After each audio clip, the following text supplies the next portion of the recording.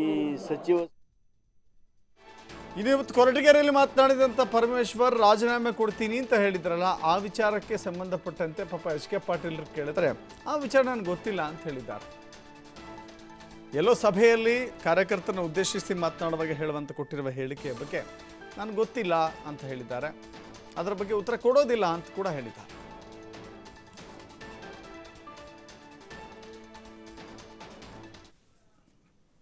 ಮಾತುಗಳೇನಿದಾವು ಇವು ಕಪೋಲ ಕಲ್ಪಿತವಾಗಿರ್ತಕ್ಕಂಥದ್ದು ಹಾಗೂ ಯಾವುದೇ ರೀತಿಯಾಗಿರ್ತಕ್ಕಂಥ ಹುರುಳಿರುವಂಥ ಮಾತಲ್ಲ.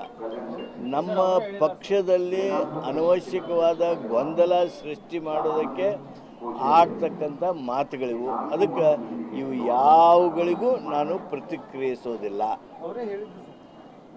ನನಗೆ ಅವರು ಹಾಗೆ ಹೇಳೋದಕ್ಕೇನು ಕಾರಣ ಇಲ್ಲ ಅಂತ ನನಗನ್ಸುತ್ತೆ. ನಾನು ಹೇಳಿದ್ನಲ್ಲ, ಇವೆಲ್ಲ ರಾಜಕೀಯ ಮಾತುಗಳೇನಿದಾವು ಇವು ಕಪೋಲ ಕಲ್ಪಿತವಾಗಿರ್ತಕ್ಕಂಥದ್ದು ಹಾಗೂ ಯಾವುದೇ ರೀತಿಯಾಗಿರ್ತಕ್ಕಂಥ ಹುರುಳಿರುವಂಥ ಮಾತಲ್ಲ. ನಮ್ಮ ಪಕ್ಷದಲ್ಲಿ ಅನವಶ್ಯಕವಾದ ಗೊಂದಲ ಸೃಷ್ಟಿ ಮಾಡೋದಕ್ಕೆ ಆಡ್ತಕ್ಕಂಥ ಮಾತುಗಳಿವು. ಅದಕ್ಕೆ ಇವು ಯಾವುಗಳಿಗೂ ನಾನು ಪ್ರತಿಕ್ರಿಯಿಸೋದಿಲ್ಲ.